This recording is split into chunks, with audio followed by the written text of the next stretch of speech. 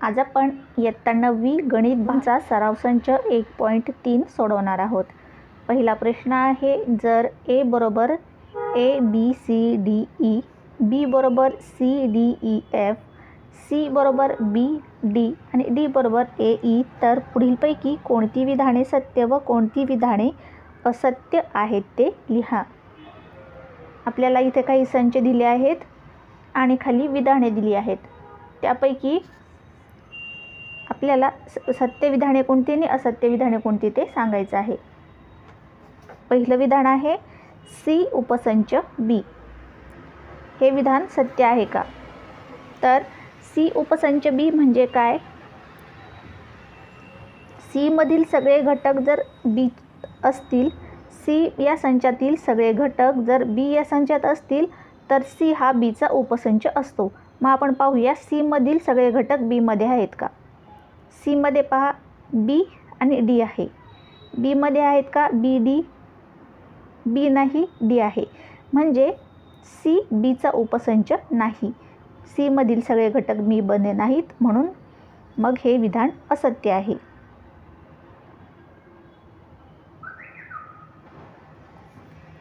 दुसरं विधान A उपसंच D। A मध्ये असलेले सगळे घटक जर D मध्ये असतील तरच A हा D चा उपसंच असेल। पहा A मधले घटक ABCDE ते सगळे D मध्ये आहेत का? नाही, D मध्ये नाहीत। A आहे, B नाही, C नाही, D नाही, म्हणजे हे विधान सुद्धा असत्य आहे। नंतर D उपसंच B। D मधले सगळे घटक A आणि E B मध्ये आहेत का? A नाही, फक्त E आहे, म्हणजे D B चा उपसंच नाही, मग हे सुद्धा असत्य आहे। D उपसंच A। D मध्ये घटक A आणि E A मध्ये आहेत का? A पण आहे आणि E पण आहे, म्हणजे D A चा उपसंच आहे, म्हणजे हे विधान सत्य आहे। सत्य। B उपसंच A। B मधले घटक C D E F A मध्ये आहेत का? C D E F नाही आहे, म्हणजे B A चा उपसंच नाही, मग हे विधान असत्य आहे।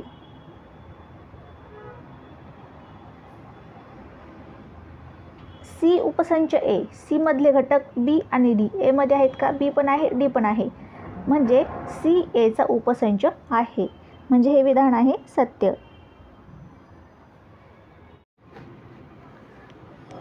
दुसरा प्रश्न आहे, 1 ते 20 मधील नैसर्गिक संख्यांचा विश्वसंच घेऊन X आणि Y व्हेन आकृतीने दाखवा।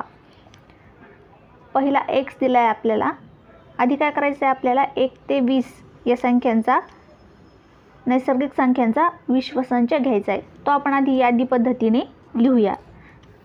1 ते 20 मधील संख्यांचा विश्वसंच। विश्वसंच आपण U घेतो। U हा संच आपण यादी पद्धतीने लिहूया। 1 ते 20 मधील सगळ्या नैसर्गिक संख्या म्हणजे 1 2 3 4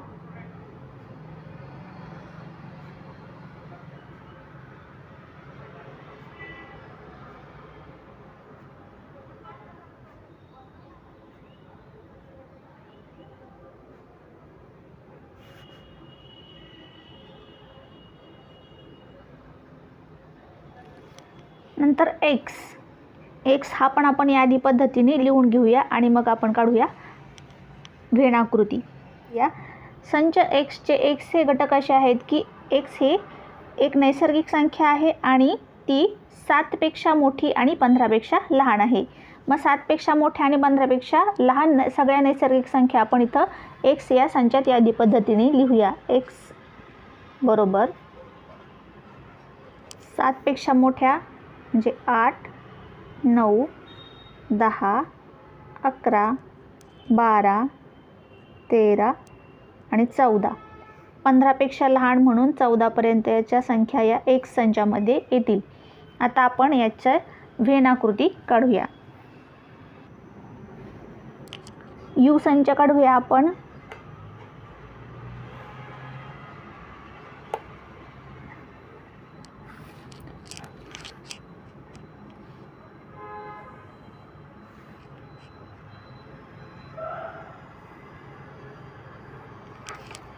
आहे संच U आणि याच्या आतमध्ये आपण काढूया संच X, हा आहे X. X संचातील घटक आपण इथं X मध्ये लिहूया. 8, 9, 10, 11, 12, 13 आणि 14. X संचामधील घटक U संचामध्ये येतात म्हणून आपण तो आतमध्ये दाखवला Uच्या, आणि X संचामध्ये येत नाहीत आणि U संचामध्ये येतात अशा सगळ्या नैसर्गिक संख्या बाकीच्या उरलेल्या आपण इथे लिहिणार आहोत. 1, 2, 3, 4, 5, 6, 7, 8 पासूनच्या इथं लिहिल्यात आपण म्हणून त्या इथे आपण लिहिणार नाही. नंतरच्या 7 नंतरच्या 14 पर्यंत आपण आतमध्ये लिहिल्यात. नंतर 15, 16, 17, 18, 19 आणि 20 अशा प्रकारे आपण वेन आकृतीने X दाखवला आहे. X आपण वेन आकृतीने दाखवला. आता आपल्याला दाखवायचं आहे Y. Y पहा काय दिला आहे.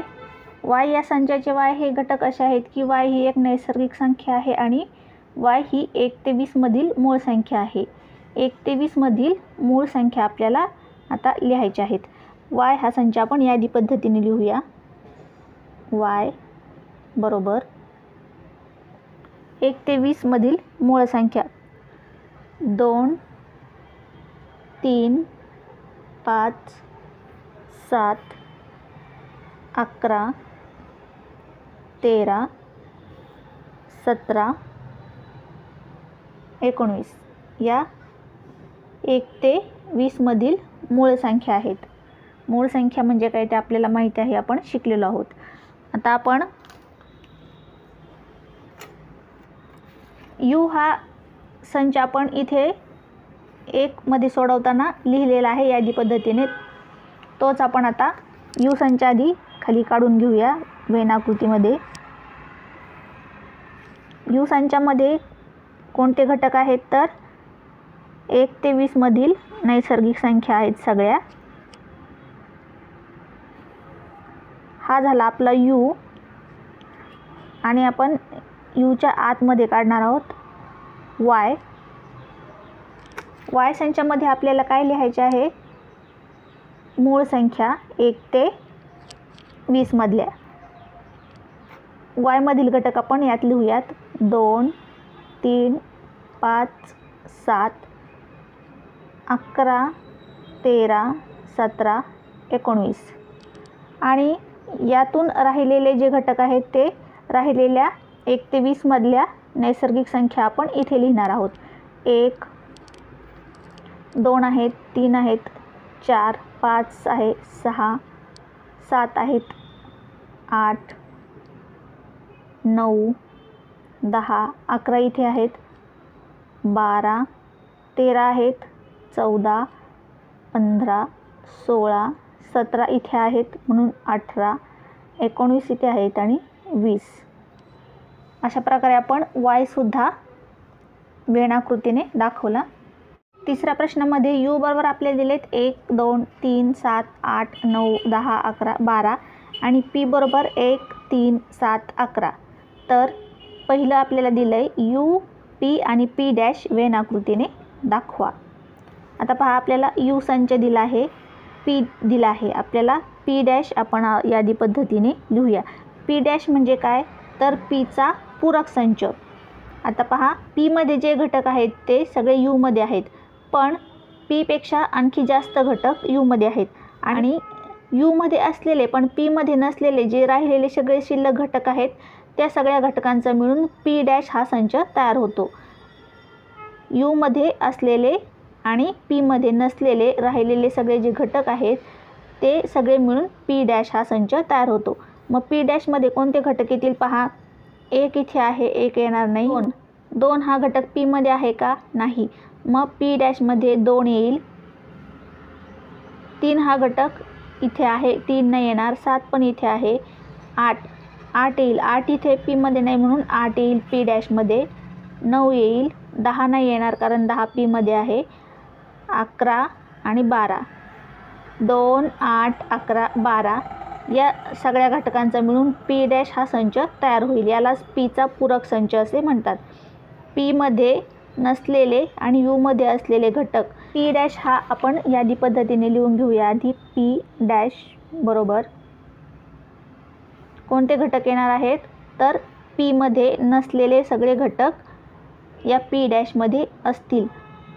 पीमध्ये नसलेले घटक आपण आत्ता शोधले. 2, 8, 9, 11 आणि 12 हे घटक पी डॅशमध्ये येणार आहेत. आता आपण याची वेनाकृती काढूया.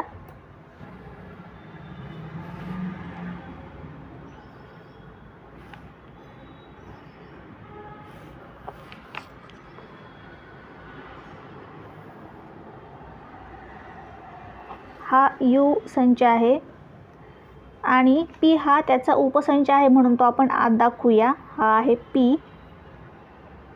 पीमधले घटक आपण पीमध्ये लिहून घेऊया. 1, 3, 7, 10. 1, 3, 7 आणि 10. आता हे 1, 3, 7, 10 आपण पीमध्ये लिहिले. आता यूमधले घटक आपण या यू संचात लिहितो, पण हे जे घटक आपण लिहिलेले आहेत ते आपण पुन्हा लिहित नाहीत. म्हणजे जे राहिलेले घटक आहेत ते आपण लिहितो. कोणते राहिले? 2. आणि हे जे राहिलेले घटक असतात तोच असतो पीचा पूरक संच म्हणजे पी डॅश. 2, 8, 9, 11 आणि 12 ह्या सगळ्या घटकांचा मिळून कोणता संच तयार होतो? P dash. हा झाला पी डॅश संच तयार. अशा प्रकारे आपण ही वेणाकृती काढतो. त्यातलंच दुसरं आपल्याला दिले पी डॅशचा डॅश बरोबर पी याचा पडताळा घ्या. आता आपण पहा, पी डॅश म्हणजे पीचा उपसंच पी डॅश आणि त्याचा डॅश म्हणजे पी डॅशचा उपसंच आपल्याला पीच येईल याचा पडताळा आपल्याला घ्यायचा आहे. आता पी डॅश आपण कसा लिहिला? पीमध्ये नसलेले परंतु यूमध्ये असलेले घटक म्हणजे पी डॅश. आता पी डॅशचा डॅश आपण कसा लिहिणार? तर पी डॅशमध्ये नसलेले परंतु यूमध्ये असलेले घटक ते कोणते येणार? पीमध्ये. म्हणजे आपलं सिद्ध होतं आहे की पी डॅशचा डॅश म्हणजे पी. त्यासाठी आपण काय करणार की पी डॅशचा डॅश हा आपण यादी पद्धतीने लिहिणार. पी डॅशचा डॅश या बरोबर या संचामध्ये कोणते घटक येतील? आता पहा, पी डॅशचा डॅश लिहायचा आहे म्हणजे आपल्याला पी डॅशमध्ये नसलेले परंतु या यू या संचामध्ये असलेले घटक. आता इथं आपण पहा यादी पद्धतीने पी डॅश लिहिला आहे. मग पी डॅशमध्ये नसलेले आणि यूमध्ये असलेले घटक कोणते आहेत पहा. या पी डॅशमध्ये नाहीत असे. 2 इथं आहे म्हणून 2 नाही येणार. मग 1 येईल कारण 1 इथं यूमध्ये आहे पण पी डॅशमध्ये नाही. याच्यामध्ये नसलेले हे याच्यातले घटक आपण खुणा करून घेऊया. पहा, 1 याच्यामध्ये नाही आहे, 2 आहे, 3, 7, 8 याच्यात आहे म्हणजे याच्यात नाही येणार, 9 याच्यात आहे म्हणजे याच्यात नाही येणार, 10, 11 आणि 12 याच्यात आहे. म्हणजे पी डॅशमध्ये नसलेले आणि यूमध्ये असलेले घटक पी डॅशच्या डॅशमध्ये येतील. कोणते कोणते आहेत? 1, 3, 7 आणि 10. पी डॅशचा डॅश आपल्याला सापडला. आता आपल्याला तो पीच आहे हे दाखवायचे म्हणून पी पण आपण यादी पद्धतीने इथे लिहूया. पी बरोबर पीमध्ये कोणते घटक आहेत? आता 1, 3, 7, 10. 1, 3, 7, 10. पी आपण इथं यादी पद्धतीने लिहून दिलेलं आहे आपल्याला. 1, 3, 7, 10. आता ह्या दोन्हीमधले घटक पहा सारखेच आहेत. म्हणजेच हे सिद्ध होतं आहे की पी डॅशचा डॅश बरोबर पी हा संच आहे. दोन्हीमध्ये सारखेच घटक आलेले आहेत म्हणून मग आपल्याला लिहिता येईल म्हणून पी डॅशचा डॅश बरोबर पी. चौथा प्रश्न आहे, जर ए बरोबर 1 2 3. चौथा प्रश्न, जर ए बरोबर 1 3 2 7, एचे घटक आहेत 1 3 2 7, तर ए या संचाचे कोणतेही 3 उपसंच लिहा. उपसंच म्हणजे काय? आपण जे संच तयार करणार आहोत त्याचे घटक एमध्ये असले पाहिजेत. त्याचे सगळे घटक एमध्ये असले पाहिजेत. एचे सगळे घटक त्याच्यात नसले तरी चालतील, पण त्याचे सगळे घटक एमध्ये असले पाहिजेत. म्हणजे यातले थोडे थोडे घटक घेऊन आपण संच तयार केले तर ते सगळे एचे उपसंच होतील. आता रिक्त संचसुद्धा सगळ्या संचांचा उपसंच असतो म्हणून आपण रिक्त संचसुद्धा लिहू शकतो. नंतर 3 आणि 2 हे एमधले घटक घेऊन हा एक संच तयार केला तर हा सुद्धा एचा उपसंच आहे. नंतर एमधले आणखीन एखादाच घटक घेतला 7, तर हा सुद्धा एचा उपसंच आहे. आणखी एखादा संच आपण लिहू शकतो 1 3 2, असे एवढे घटक घेतले तरी हा सुद्धा एचा उपसंच आहे. 1 3 2, 1 2 3 4, अशा प्रकारे आणखी सुद्धा आपण खूप सगळे उपसंच या एचे लिहू शकतो. पाचवा प्रश्न आहे, पुढील संचांपैकी कोणते संच दुसऱ्या कोणत्या संचाचे उपसंच आहेत ते लिहा. संच दिलेत आपल्याला. पी हा पुण्यातील रहिवाशांचा संच आहे, एम हा मध्य प्रदेशातील रहिवाशांचा संच आहे, आय हा इंदोरमधील रहिवाशांचा संच आहे, बी हा भारतातील रहिवाशांचा संच आहे आणि एच हा महाराष्ट्रातील रहिवाशांचा संच आहे. आता याच्यापैकी कोणते संच कोणत्या संचाचे उपसंच आहेत ते आपल्याला लिहायचे. पहा आता,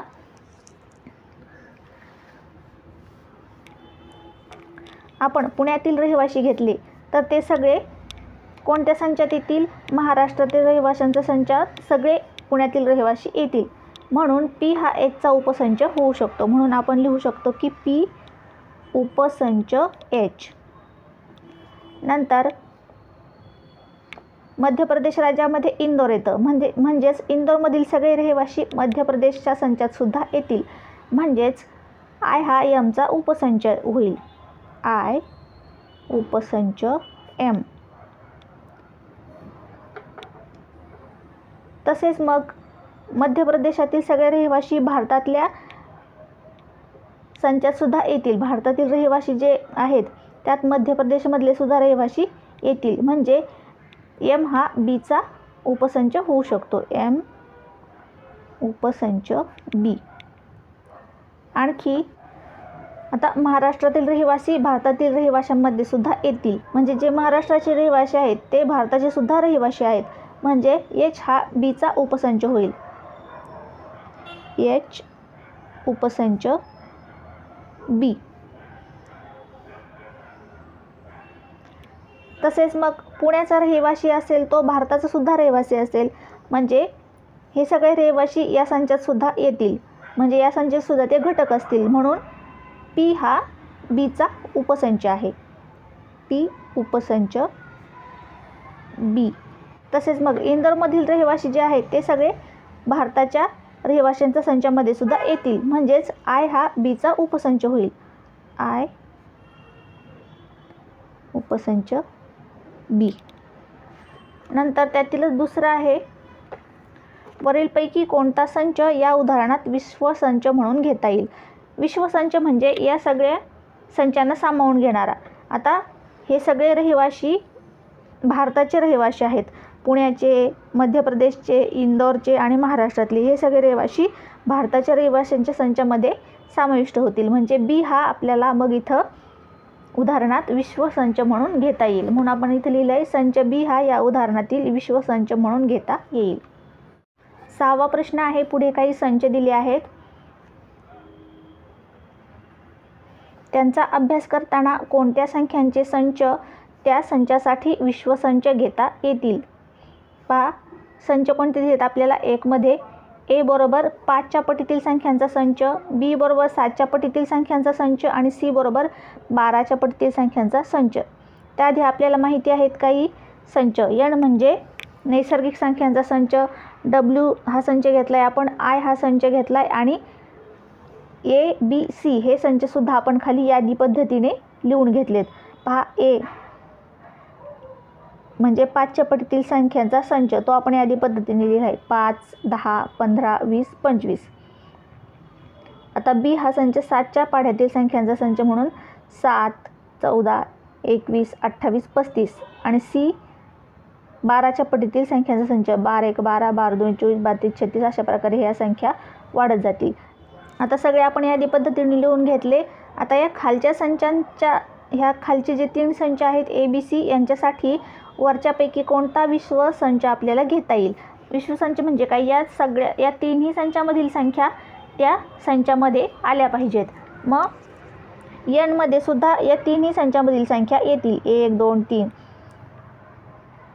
पहा, 5च्या पटीतील संख्यासुद्धा या संचात येतील, 7च्या सुद्धा आणि 12च्या सुद्धा पटीतील या संचात सगळ्या संख्या येतील. नंतर या संचामध्ये सुद्धा सगळ्या संख्या याच्यातल्या येतील आणि या आय संचामध्ये सुद्धा यामधल्या सगळ्या संख्या समावतील. म्हणून आपण तिन्हीमधला कुठलाही संच यासाठी विश्व संच म्हणून घेऊ शकतो. म्हणून आपण लिहिलं आहे एन डब्ल्यू आय यांपैकी कोणताही संच विश्व संच म्हणून घेता येईल. नंतर त्यातील दुसरा आहे पी बरोबर 4च्या पटीतील पूर्णांक संख्यांचा संच आणि टी बरोबर सर्व समवर्ग संख्यांचा संच. आता हे आधी आपण यादी पद्धतीने लिहून घेतले. पी बरोबर 4च्या पटीतील संख्या 4, 1, 4, 4, 2, 8, 4, 3, 12, 4, 4, 16 अशा प्रकारे त्या वाढत जातील. नंतर टी बरोबर समवर्ग संख्या, समसंख्या आणि त्यांचा वर्ग, 2चा वर्ग, 4चा वर्ग, 6चा वर्ग, 8चा वर्ग अशा प्रकारे. आणि मग यांच्यासाठी विश्वसंच म्हणून या 3 संचांपैकी कोणते संच घेता येतील, तर यातले सगळ्या संख्या या संचामध्ये समावल्या पाहिजेत, तेव्हा तो आपल्याला विश्वसंच घेता येईल. 4, 8, 12, 16 या संचात पण येतील, या संचात पण आणि या संचात पण येतील. तसेच मग 2चा वर्ग, 2 2 4, 4चा वर्ग, 4 4 16 या संचात पण येईल, या संचात पण येईल, या संचात पण येईल. म्हणजे यापैकी कोणताही संच आपण याच्यासाठी विश्वसंच घेऊ शकतो. म्हणून आपण लिहिलं आहे एन डब्ल्यू आय यांपैकी कोणताही संच पी व टी या संचासाठी विश्वसंच म्हणून आपण घेऊ शकतो. 7वा प्रश्न आहे वर्गातील सर्व विद्यार्थ्यांचा संच हा विश्वसंच मानू. गणितात 50% किंवा त्यापेक्षा अधिक गुण मिळवणाऱ्या विद्यार्थ्यांचा संच ए मानला तर एचा पूरक संच लिहा. आता एचा पूरक संच म्हणजे काय, ए डॅश. तो कसा लिहिणार, ए मध्ये नसलेले घटक परंतु विश्वसंच यू मध्ये असलेले घटक म्हणजे तो ए डॅश. मग आपण आधी ए लिहून घेतला. ए संचामध्ये काय येईल, गणितात 50% किंवा त्यापेक्षा अधिक गुण मिळवणाऱ्या विद्यार्थ्यांचा संच. हे आपल्याला उदाहरणात दिलं आहे. 50% किंवा त्यापेक्षा अधिक गुण मिळवणाऱ्या विद्यार्थ्यांचा संच ए. मग ए डॅश लिहायचा असेल तर ए मध्ये नसलेले सगळे विद्यार्थी म्हणजे कोणते, 50% पेक्षा कमी गुण मिळवणारे विद्यार्थी. मग ते आपण ए डॅशमध्ये लिहिले. पहा, ए डॅश म्हणजेच हा एचा पूरक संच. कसा लिहिला आहे, ए डॅश बरोबर गणितात 50% पेक्षा कमी गुण मिळवणाऱ्या विद्यार्थ्यांचा संच.